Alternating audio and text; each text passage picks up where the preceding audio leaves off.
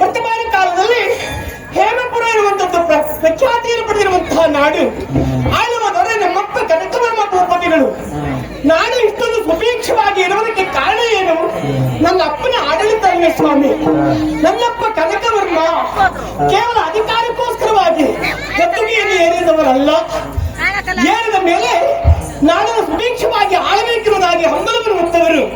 ಹಾಗಾಗಿ ನಾಡಿನ ಸರ್ವತೋಮುಖ ಅಭಿವೃದ್ಧಿಯತ್ತ ತಮ್ಮ ಗಮನವನ್ನು ಹರಿಸುವ ಮೂಲಕವಾಗಿ ನಾಡನ್ನು ಇಷ್ಟು ಎತ್ತರದ ಮಟ್ಟಕ್ಕೆ ಬೆಳೆಸಿದವರು ಕನಕವರ್ಮ ಭೂಪತಿಗಳು.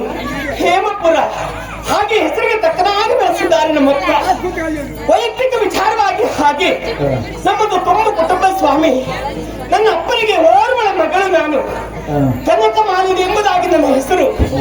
ಹೆಸರಿಗೆ ತಕ್ಕನಾಗಿ ನಮಗೆ ಬೆಳೆಸಿದ್ರು. ನನ್ನನ್ನು ಬಾಲ್ಯದಲ್ಲಿ ಕೊಡಬೇಕಾದಂತ ಸಂಸ್ಕಾರವನ್ನು ತಂದೆ ತಾಯಿಗಳಿಂದ ಪಡೆದುಕೊಂಡೆ. ಆನಂತರದಲ್ಲಿ ಗುರುಮಠವನ್ನು ಸೇರಿದೆ. ಗುರುಮಠದಲ್ಲಿ ವಿದ್ಯಾಭ್ಯಾಸವನ್ನು ಮಾಡುವಾಗ ಗುರುಗಳು ನನಗೆ ಬೇಕಾಗಿರುವಂತಹ ಸಂಸ್ಕಾರದ ಪಾಠವನ್ನು ಹೇಳಿದ್ರು. ಹಾಗೆ ಸಂಸ್ಕಾರಬದ್ಧವಾದ ಜೀವನವನ್ನು ನಡೆಸುವಂತ ಕ್ರಮವನ್ನು ತಿಳಿಸಿಕೊಟ್ಟರು ಗುರುಗಳು. ಅದರಿಂದಲೇ ಇವತ್ತು ಸುಸಂಬದ್ಧವಾದ ಸುಸಂಸ್ಕೃತವಾದಂತ ಹೆಣ್ಣಾಗಿ ನಾನು ನಮ್ಮ ಮನೆಯನ್ನು ತುಂಬಿದ್ದೇನೆ. ಬಹಳ ಸಂತೋಷ ನನ್ನ ಅಪ್ಪನಿಗೆ ನನ್ನ ಕಂಡಾಗ. ಕೇವಲ ಮಕ್ಕಳನ್ನು ಹೆತ್ತರ ಆದೀತೆ ಮಕ್ಕಳನ್ನು ಬೆಳೆಸುವ ಪರಿಪಾಠವನ್ನು ನೋಡಿ ಕಲಿಯಬೇಕು. ಹಾಗೆ ಹೆಣ್ಣು ಮಗಳಾದಂತ ನನಗೆ ಯಾವತ್ತೂ ಕೊರತೆಯನ್ನು ಮಾಡಲಿಲ್ಲ. ಕೊಡುವುದಕ್ಕಾಗಲಿ ತೊಡುವುದಕ್ಕಾಗಲಿ ಉಮ್ಮುವುದಕ್ಕಾಗಲಿ ಯಾವುದೇ ವಿಚಾರದಲ್ಲಿ ನನಗೆ ಕೊರತೆ ಇರುವಂತದ್ದಾಗಲಿಲ್ಲ. ಆದ್ರಿಂದ ಈ ರೀತಿಯಾಗಿ ಶಿಕ್ಷಣವಾಗಿ ಬೆಳೆದೆ. ನಮ್ಮ ಅಪ್ಪನದೊಂದು ಕೊರಗುಂಟು ಸ್ವಾಮಿ. ನಾಡಿನ ಅಭಿವೃದ್ಧಿಯತ್ತ ಎಷ್ಟೇ ಗಮನ ಹರಿಸಿದ್ರು ಏನೋ ಒಂದು ರೀತಿಯ ಅಡೆತಡೆ ಆಗುವುದು. ಹೌದು, ಇದನ್ನ ಪುರೋಹಿತರಲ್ಲಿ ಕೇಳಿದ್ರಂತೆ ನನ್ನಪ್ಪ. ಪುರೋಹಿತರು ಹೇಳಿದ ಮಾತು, ನಿಮ್ಮ ಮನೆತನಕ್ಕೆ ಒಂದು ನಾಗನ ದೋಷ ಉಂಟು. ಇದನ್ನೇ ಕೂಲಂಕುಷವಾಗಿ ವಿಚಾರಿಸಿದಾಗ ಒಂದು ಕಾಲದಲ್ಲಿ ಪೂರ್ವಜರಿಗೆ ದೈವದತ್ತವಾಗಿ ಒಲಿದು ಬಂದಿರುವಂತದ್ದು ನಾಗಮಣಿ ಯಾರೋ ಮಾಡಿದ ತಪ್ಪಿನಿಂದಾಗಿ ಇವತ್ತು ಅದು ನಮ್ಮ ಕೈ ತಪ್ಪಿ ಹೋಗಿದೆ. ಯಾವತ್ತು ಒಬ್ಬ ವ್ಯಕ್ತಿ ಸಮತೋಮುಖ ಅಭಿವೃದ್ಧಿ ಆಗಬೇಕಾ ಅವನಿಗೆ ದೈವಿ ಬಲ ಇರುವಂತದ್ದು ಬೇಕಾಗುತ್ತದೆ. ಇವತ್ತು ಸ್ವಲ್ಪ ನಾವು ದೈವಿ ಬಲದಿಂದ ಹಿಂದಾಗಿದ್ದೇವೆ. ದೈವ ನಮ್ಮ ಪಾಲಿಗೆ ಹೌದೌದು, ದೈವ ನಮ್ಮ ಪಾಲಿಗೆ ಮುನಿದಿದೆ.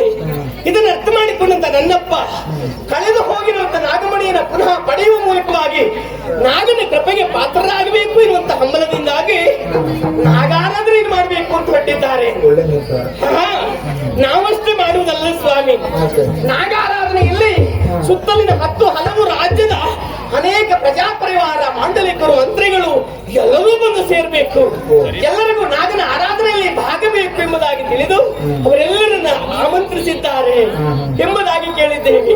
ಅಂದ್ರೆ ಈ ವರ್ಷದ ನಾಗರ ಪಂಚಮಿ ಹೇಗಾಗುತ್ತದೆ ಗೊತ್ತಾ?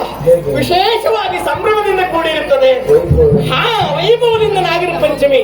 ಈ ನಾಗರ ಪಂಚಮಿ ಆಚರಣೆ ಮಾಡುವಂತ ನಮ್ಮ ನಾಡಿನಲ್ಲಿ ವೈಭವೋಪೇತವಾದಂತಹ ಕಳೆಯುವುದು ತುಂಬಿಕೊಂಡಿರುತ್ತದೆ. ಹಾಗಾಗಿ ಈ ನಾಡಿನಲ್ಲಿ ಹುಟ್ಟಿದಂತ ಹೆಣ್ಮಕ್ಳಾದಂತ ನಮಗೆ ಎಲ್ಲೆಲ್ಲ ಸಂತೋಷ. ಇದನ್ನು ನಾನೊಬ್ಬಳೇ ಇಟ್ಟುಕೊಂಡ್ರೆ ಸಾಕಾಗುವುದಿಲ್ಲ.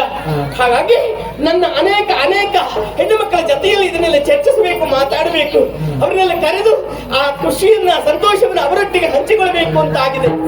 ನನ್ನ ಓರ್ವ ಮಿತ್ರೊಬ್ಬಳಿದ್ದಾಳೆ, ವತ್ಸಲೆ ಅಂತ. ಅವಳನ್ನು ಬರ್ಲಿಕ್ಕೆ ಹೇಳಿದ್ದೇನೆ. ಅವಳು ಬಂದ ನಂತರದಲ್ಲಿ ಮುಂದಿನ ವಿಚಾರವನ್ನು ಅವಳಿಗೆ ಮಾತಾಡ್ತೇನೆ. ಬರಲಿ ಅವರಿಗೆ.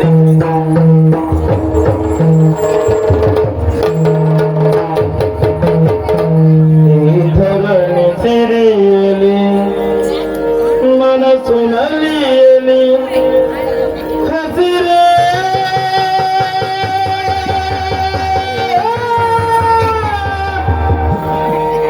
ಮಗುವಂತೆ ಕುಣಿದಾಡುವೆ ನಿನ್ನಲ್ಲಿ ಒಂದಾಗು